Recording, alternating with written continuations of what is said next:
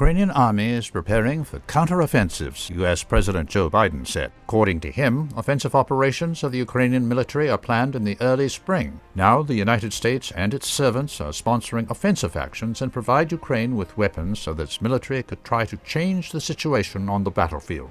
The United States will send 31 Abrams tanks to Ukraine, which is equal to 1 Ukrainian tank battalion. Germany also announced that it would hand over 14 Leopard tanks to Kiev and allow the Allies to supply these vehicles to Kiev. In total, Germany and its partners intend to provide 112 Leopards. However, new gifts only famish Kiev. Ukraine will seek supplies of long-range missiles and aircraft, Ukrainian President Vladimir Zelensky said in response to the announcement of tank supplies. "We have to supply aircraft for Ukraine, and this is a dream, and this is the task," he said. The next day after his statements, Politico reported, citing military officials and diplomats, that Western countries were discussing the possibility of supplying jet fighters to Ukraine. The next natural step would be fighters, a diplomat from one of the Nordic countries told the newspaper. He noted that there is a red line for Western support for Ukraine, but it's changing. For example, last summer it concerned the supply of HIMARS missile systems, which Kiev eventually received. Then the same thing happened with the supply of tanks.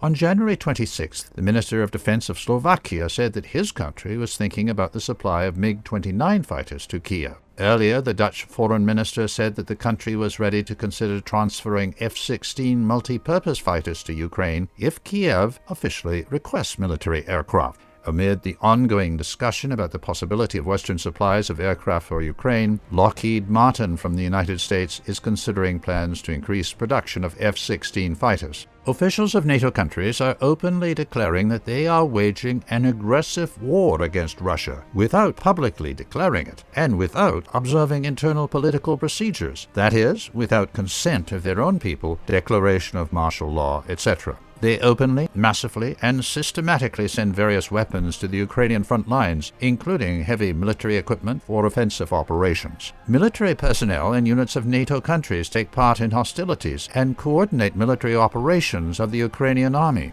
Special services of NATO countries prepare and coordinate terrorist attacks on the territory of the Russian Federation. NATO has to admit that it has already entered the war against Russia. This means that military facilities, infrastructure facilities, and political decision-making centers located on the territory of NATO countries become legitimate targets for Russian missiles.